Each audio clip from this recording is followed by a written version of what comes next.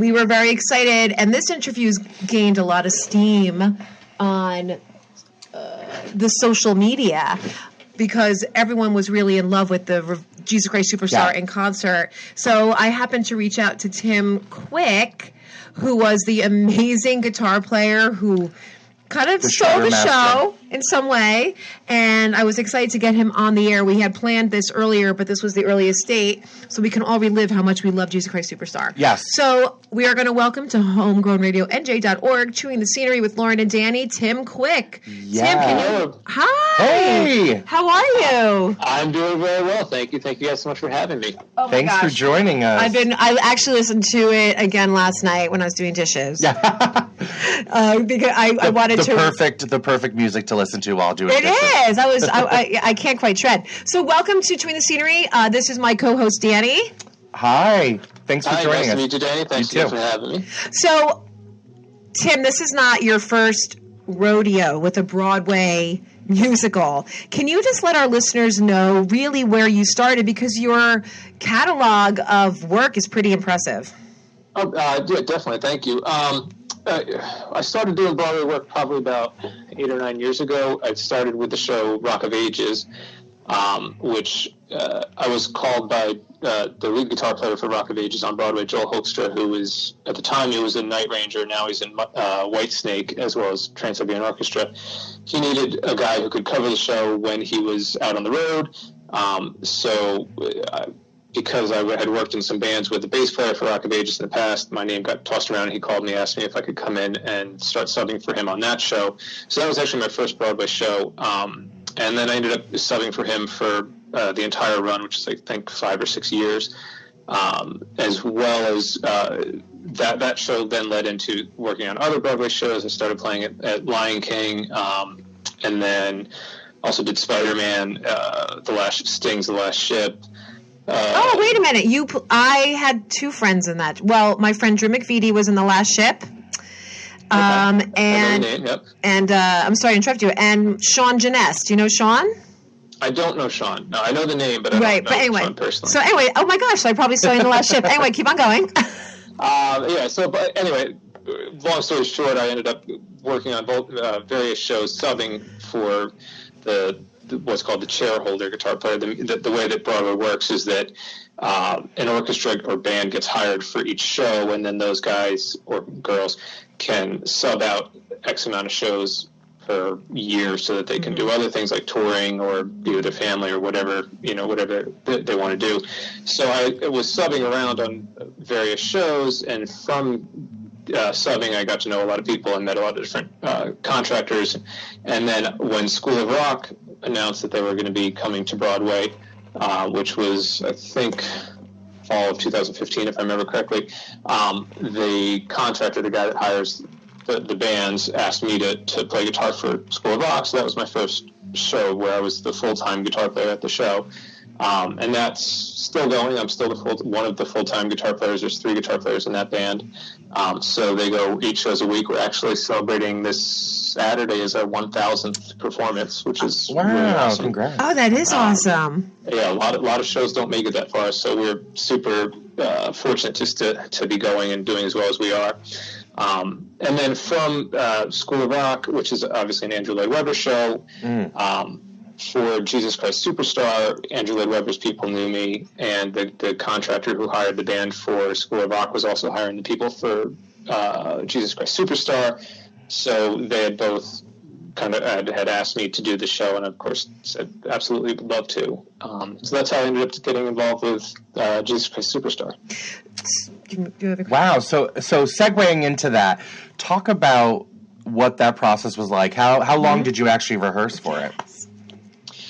For Jesus Christ Superstar, I got the call probably about 6 weeks before the production, and within maybe 2 weeks after that, I got the music for it. And the way that the band started rehearsals 2 weeks before the on-air production. I know that cast and creative and wardrobe and all them, they were all doing things for at least 6 or 8 weeks before the show, but as is often the case with Broadway musicals, the band kind of comes in more towards the end So we did 3 or 4 days of rehearsals, separately, just band rehearsals, and then we moved over to the Armory, which is where they did the filming. And then we were on set with the cast and directors and camera crew and all that sort of stuff. And we rehearsed an additional week and a half or so leading up to the production, to the actual TV taping. So all in all, it was a little over 2 weeks of work. And it was long days, but it was a lot of fun. Did you expect to have that because you obviously had a little bit of staging. Did you expect to have that? Because that was fantastic. Mm-hmm. I have to tell you, I absolutely loved Jesus Christ Superstar. Yeah. I loved the updated take on it. It was so refreshing. I was so moved by all the performances, which leads me to my next question. How was it like working with John Legend, Sarah Bareilles, Alice Cooper, even Brandon Victor Dixon. How was that for you? Because you obviously are not, like I said, it's not your first rodeo, but still, do you get a little starstruck? I don't know. Well, a little, not really starstruck. Right.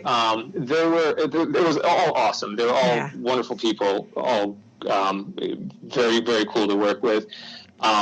Specifically, I mean, the coolest, obviously, I appreciate Sarah Bareilles and John Legend and Brandon Victor Dixon, but I mean, Alice Cooper for me was me too. I grew up and he was like rock idol. So the if there was anything close to starstruck, it was probably would have been with Alice Cooper. And Alice Cooper is the coolest, nicest dude in the world. He would make a point of coming across the stage and shaking your hand and saying hi and chatting. So I had several conversations with him, and he was awesome, really, really cool to work with.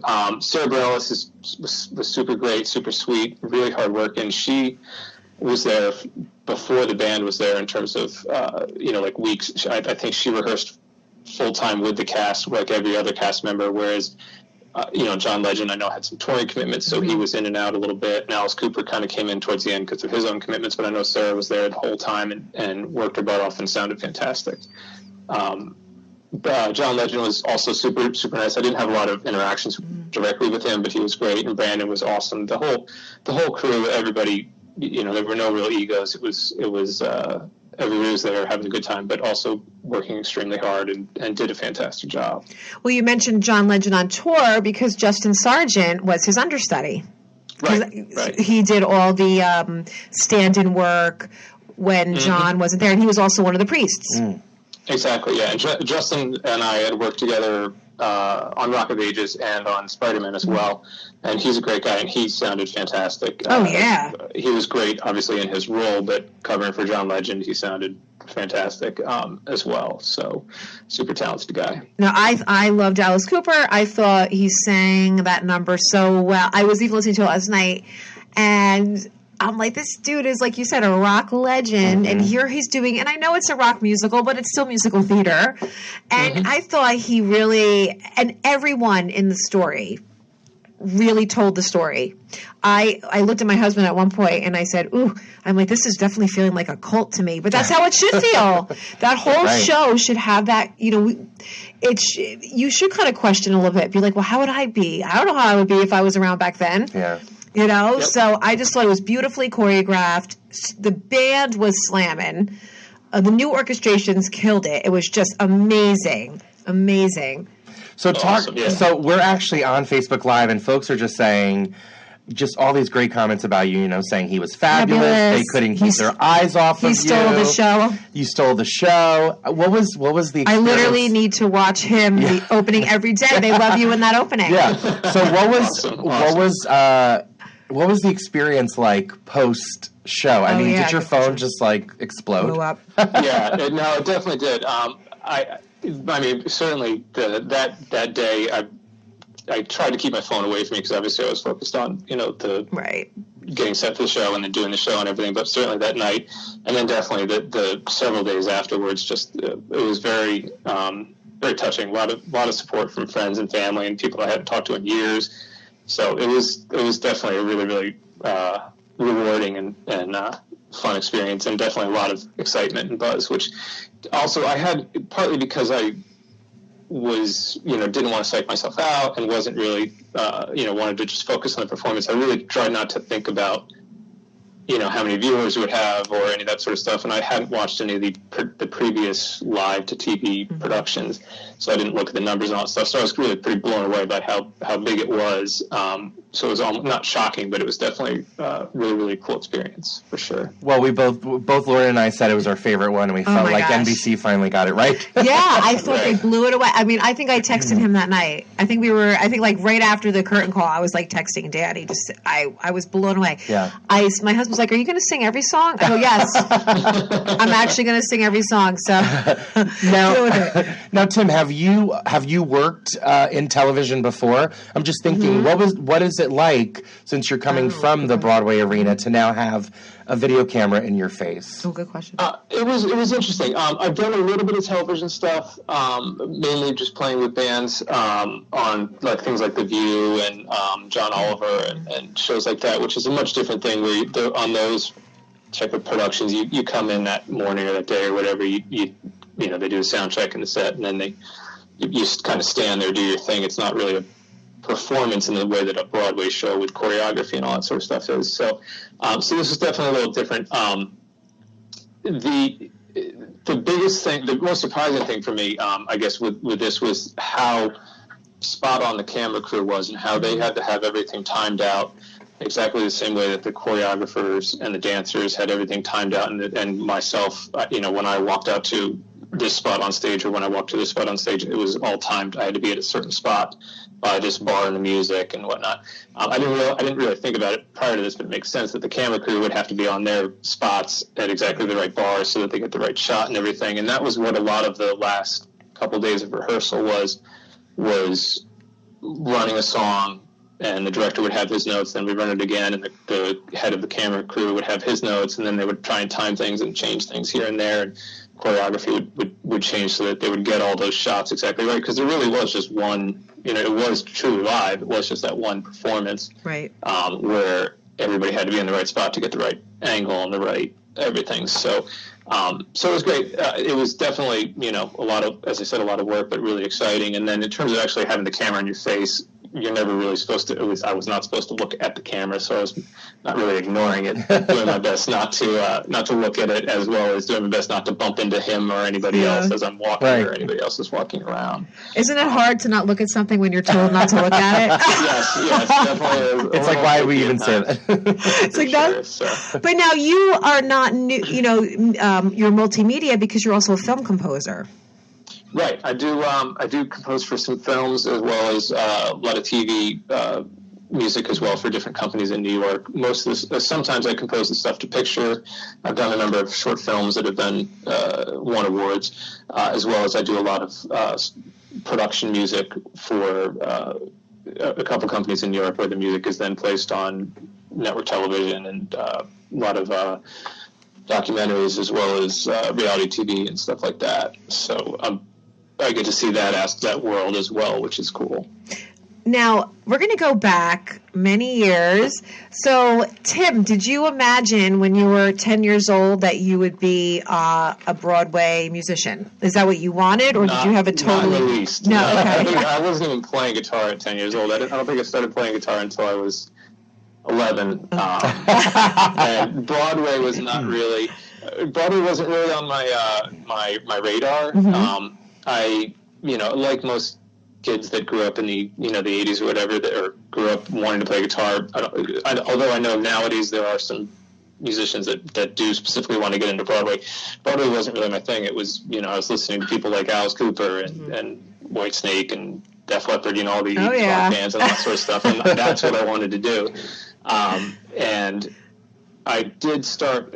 Fortunately, where I grew up I grew up in Hillsborough, New Jersey, and at the time, and probably still to this day, they had a really great theater program in high school. So I actually did play guitar for the musicals in high school. Which was a great experience. So I kind of had that little bit of experience with playing in a musical theater situation from high school, and then in college, I had done a little bit of playing guitar for some various productions of shows, but all the time I was also really playing in bands, doing, writing songs, doing whatever touring I could get, that sort of thing. And then, as I said, how I got into Broadway was not intentional. I didn't seek it out. I was really, really fortunate in the sense that it kind of sought me out, and I fell into it, and thus have built up a really, really great Broadway career, which I'm really very fortunate and thankful to have. Were you intimidated when you first fell into the Broadway scene? Because it's big. Mm-hmm. There's a lot of people, and there's a lot of cogs involved. Mm-hmm. Was that intimidating for you, or did you you're like, play live, live shows?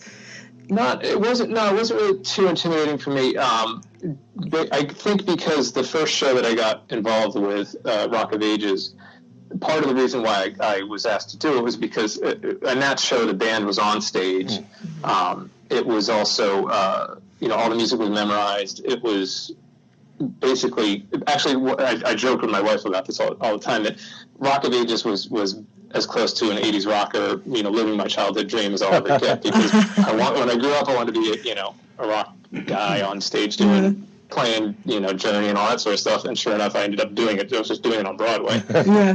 So it wasn't really that much different than any other show I had done, although obviously there was a lot more choreography, and there's directors and all that sort of stuff. But since I had done some musical theater stuff in the past, it wasn't that different than what I was already used to. Did you have a question? Okay. Are you in a band now? So I know musicians, they do multiple things. Are you in a band? Do you have a band? I'm not in a band right now. No, I kind of segued out of that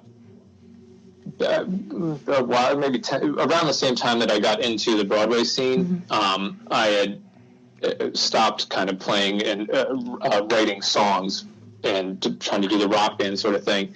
I did that for a good 5-10 years, mm-hmm. And it was great, but I kind of burnt myself out on it. And being in an original band oftentimes ends up being 70% business, 30% music. Mm-hmm. And the reason I got into music was because I wanted to make music, whether it was, writing stuff or playing stuff or composing or touring, whatever it was. So I kind of got burnt out on the whole, all the business end of things or whatever, and figured, well, let me try doing, more of a sideman type of thing, more composing, getting more into that sense, where now my life, very fortunately, is probably 80% music, 20% business, which is much more the ratio that I was looking to do. Not that there's anything wrong with being in a band, and there's times where I do kind of wish that I had that outlet to get out and play and write some songs that way. But I do still get hired, do still get out and do a lot of gigs and a lot of different mm-hmm. things. And also I compose music, so I'm still writing, so I'm still doing all those sorts of things. At some point I might put something together, and I would certainly be open to joining a band if it was, the right fit. And obviously, as I do the sideman thing, I'm in a band, but it's not really, I don't think it's really in the sense that you were talking about, where it's, right. 4 or 5 guys writing in a room, rehearsing and going out and playing original music. Right. So you mentioned, Alice Cooper. Is there anyone out there that you would love to work with? There's so many. There's tons of artists out there that I'd love to work with. I mean, obviously the people that I grew up listening to, guys like Alice Cooper, which fortunately now I can say I worked with. Yeah. Really, yeah. Or a lot of those bands that I grew up with, a lot of the current bands and artists. The list is pretty much endless at this point. So I'm open to it if anything comes my way. Tim, can you let our listeners know where they could find you on the World Wide Web? Sure. My own website is timquick.net. That has, a lot of, I try to keep that as up to date as possible. There's samples of my music, there's some videos and whatnot. I'm also on Facebook, as well as Instagram. Instagram is Tim Quick Music. My YouTube page, which I don't really have very many videos, but I do plan on kind of relaunching that and starting to post videos regularly, is also, I believe, Tim Quick Music. But the best way to find me is certainly my website, which is just timquick.net. Yep, that's easy. That is definitely easy. So, Tim, what does Tim like to do on his free time? Your life is very busy. Right. What do you do to unwind? What are some things that you do that are not music, maybe? Not music. Well, I have a wonderful, loving wife, and I also have a 6-month-old daughter. Oh, She's pretty much my world these days. So as much free time as I get, which is not a lot certainly at sometimes, but I definitely try to make a point to take days off and nights off and whatnot, so that I'm with my family. That's definitely the kind of the I can't really say that unwinding with a 6-month-old is necessarily the case, but that definitely takes up a lot of the free time, and I adore her and I adore my wife, so spend my time doing that.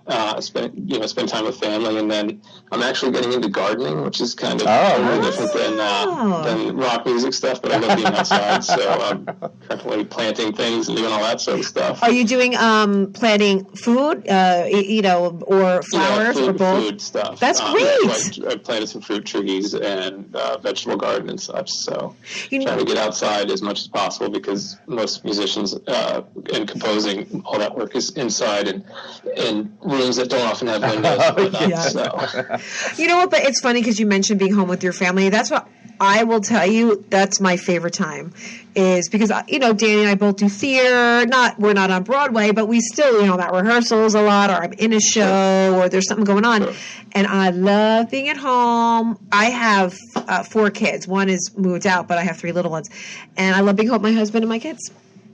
Yeah. That's my favorite. I'll be like, I'll look at him and I'll be like, we're not going anywhere tonight, right? He's like, no. I'm like, yes. It's just nice to unwind and just be. Absolutely. and it keeps reality. So, Tim, is there anything else that you want to tell? Any upcoming projects that you want to lay on us? Right now, in terms of upcoming projects, there's 4 short films that I scored this past winter that are going to be available online probably in the next month or 2. So that's something that you could keep an eye out on my website for, because those are always fun projects that, since they're short films, they're not terribly long, terribly time-consuming to watch, but a lot of work goes into those, especially on the composing end. So those are going to be available in the next month or so they'll be on my website. And then in the musical theater world, there's a show called Getting the Band Back Together, which is coming this summer. I've been involved in it. I did some work on it back in December, and I'm actually next week I'm going to be doing a bunch of rehearsals with them and kind of helping them get stuff going. And I think we're recording a jingle for the show as well. I will not be doing the show on Broadway. I made it was a tough decision whether to leave for that or to stay with School of Rock. So ultimately, I'm staying with School of Rock, but that show I'll be involved with for at least a little bit longer, and then I'll be coming to Broadway. And it's a hilarious show, so I highly recommend people go check that out. Are you allowed to talk about it all? Can you say who's in it? They've already announced most of the cast members. I know Mitch Jarvis, who was in Rock of Ages, is the lead. I don't remember off the top of my head who some of the other people are, but I know that it is already published. It's already online and on their website who's been cast for that show. I believe it opens up I think previews start in July and it opens in August. And it's I haven't been involved with it in a couple of months, but when we did a run through of it back in December, I was laughing hysterically. It's really, really funny, and the music's fun and great. So definitely keep your eyes out for that show as well. And so do you find that you definitely gravitate towards more rock musicals? Does that happen on Broadway? Like, not that it's like a clique or that you're categorized, but there's certain musicians that they'll call in for certain shows. Like, okay, Tim is, Rock of Ages, he shreds, he does this. So do you tend to get more shows like that are with that rock element? Right. Yeah, I definitely am known as a rock player. Again, that's how I came into the Broadway scene. And everybody has their strengths and weaknesses. If you're going to do a straight up big band jazz Broadway show, I am not the guitar player for that. Right. They know that I wouldn't be the guy that would get called for that. But when they do rock shows, I'm certainly one of the guys that they know is, Tim's a rock guy, so he's authentic to that style and can play that. So it works out great because it's the type of music that I like to play most and am most comfortable with. So I do tend to get those calls for the more rock oriented shows. But I've also done less than rock oriented shows like Aladdin and Lion King and stuff like that.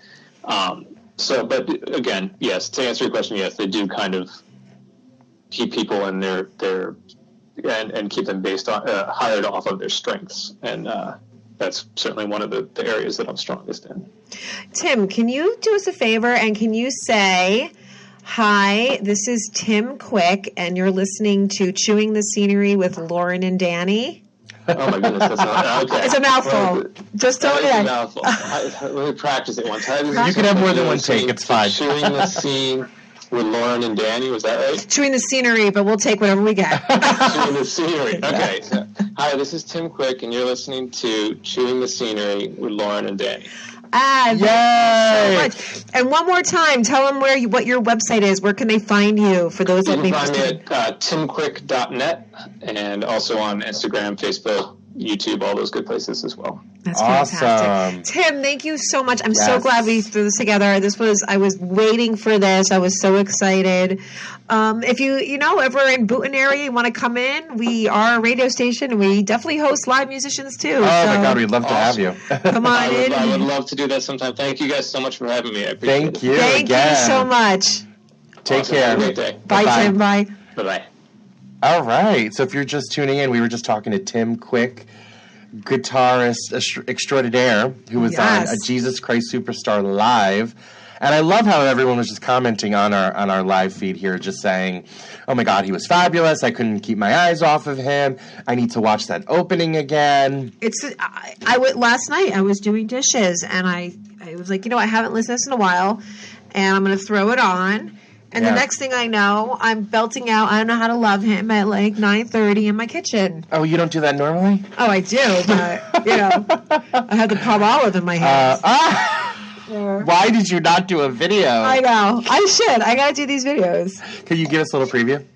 Oh, gosh, a cappella? Yeah, come on. No, but you got to do like you're washing dishes, though. Oh, yeah. It's like, where's you got your... I don't know how to love... Oh, well, I'm off key.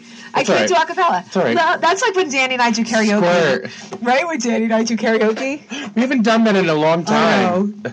We're not terrible. I don't know how to love him. What Squirt. to do, how to move him. He's a man. He's just a man. And I've had... Yes, I... Sounded there. And you know what's funny is I was listening to the recording, and they sound awesome. I mean, John Legend in that falsetto. Yeah.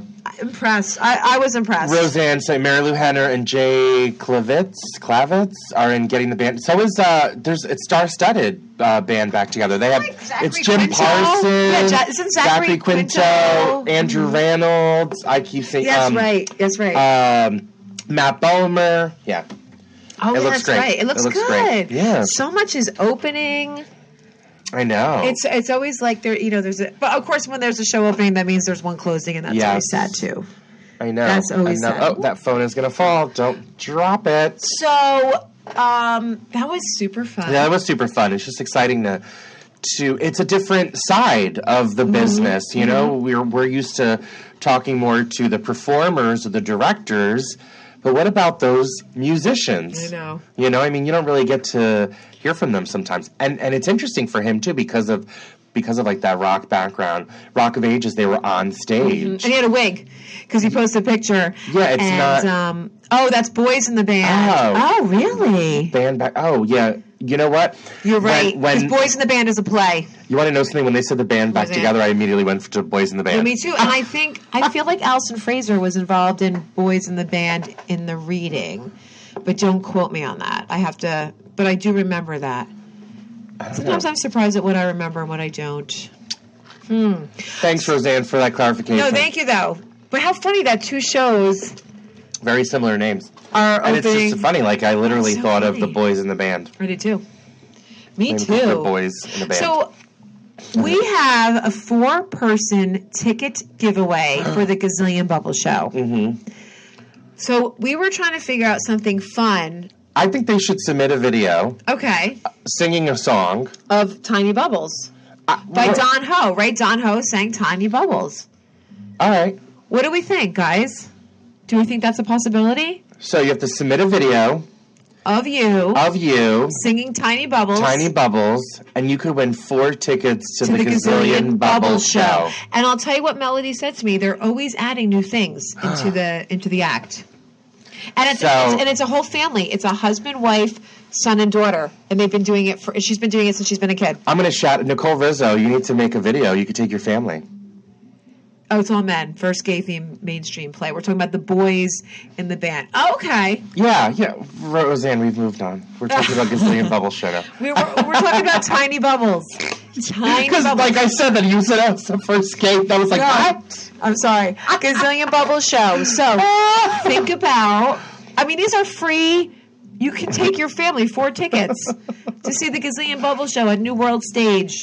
Stage 2. Stages and Stage 2. Stages. And it's pretty amazing, actually. When I was looking at the videos. These bubbles are intense. Then where are they going to submit the video to? Do you want them to, like, email you or something? Or what do you want to... Why don't we... Or should they... Okay. Can you post the video on our timeline or message us on Facebook? Message us on Facebook. Because we're kind of... I don't really want videos posted on my time. No, so send us a video of you singing Tiny Bubbles. The winning video gets posted. But message us. And maybe you get to come in and perform it live on our show. Oh, Tiny and Bubbles. We'll do backup. We will do backup. Whether you like it or not.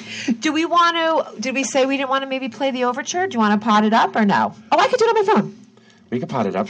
So, I'm not trying to, beat feet super early today, but my kids have their show at 6:30. Break legs. I know. Why don't I give them a little rundown of what's playing in New Jersey? Yes, we have not this while, and it is springtime, and theater is in New Jersey. This is kind of off topic, but did you see that notification that came up? That news break? News break. Cosby. Yes. Oh, Roseanne, let us break the news, Roseanne. Yes, we did. We were. We could have broken it before, but we were in the middle of an interview. Yes, but we said guilty. That's what you get, even when you're 80 years old. That's what happens. So you get even when you're 80 years old. Yeah, What the hell? I can't type today. Oh, come on. All right. I'm getting all these notifications. Look, people, I'm just... Breaking. Yeah, again. We just got the news again. So if you're near a news station, that's all they're going to talk about today. So don't even put on your phone. Okay, so here we are at the New Jersey Theater Alliance.org. It's the League of Professional Theaters in New Jersey. And we're going to do our little roundup. My show's not up there yet. I got to do that this weekend. That's my social media list. So let's talk about... I did that. I didn't... We'll talk about that when we're done. All right, here we go. Here's the breakdown. This is all stuff that's going on. Pushcart Players is all... The Sting! It's sold out, though, so... Yeah, we don't want to talk about it anymore. Sold out. You're not going to get a ticket. Let's see here. It's loading. The Garden of Riki Tiki Tavi at Mile Square Theater, now playing through May 6th. We have Dancing at Lunasa, Two River Theater, now playing through May 13th. The Man in Room 306, now at Luna Stage Company, now playing through May 13th. The Nerd, George Street Playhouse, now playing through May 20th. I'm going to pronounce this wrong. Icy? Where is it? Is she? Probably I Say, He Say. I Say, He Say, or The Myth of the First and NJ Repertory Company, now playing through May 20th. The Underpants, the company theater group. Shout out my friend Andrea Lou. Bailey Shada, who was my sister. She played the sister in Boise's Flying Saucers in it. I said I would go see it, so I have to go see it. Madagascar at the Growing Stage opens tomorrow through May 20th. Dreamcatcher Rep, continuing the conversation. An evening of short plays inspired by current events. Shout out Laura Ekstrom and everyone at Dreamcatcher. Yeah, tonight through May 13th. Turning of the Morning News. Turning off the Morning News. Jesus, I can't read today. Turning off the Morning News. Which is my rule in the house. And it opens next week. So that's what's playing right now. And the rest of the stuff coming soon. Yeah, and there'll be more stuff happening. I have to get our Mother's Beef Affair up on the New Jersey Theater Alliance.org website that will be open May 18th. So real quick, I just wanted to mention I did a reading at NJ PAC last Friday. It's the Stage Exchange, which is a partnership between NJ PAC and the New Jersey Theater Alliance. And what they do is they commission clearly I had a week off.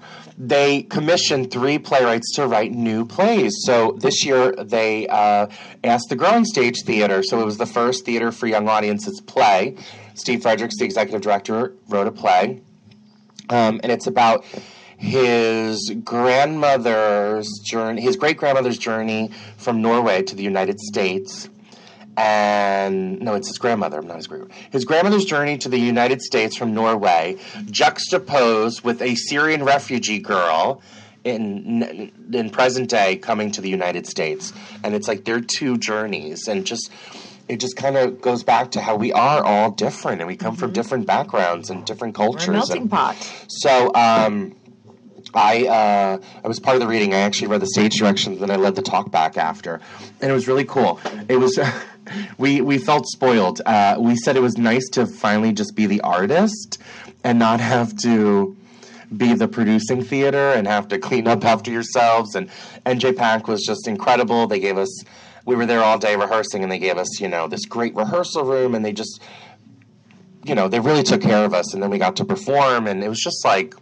It was fun. It was really cool. Oh, I like that. So we had a great talk back after, and then this will become a full production next year at the Growing Stage. That's awesome. So it's it'll be part of one of our shows for our 37th season, which we are getting ready to announce soon. So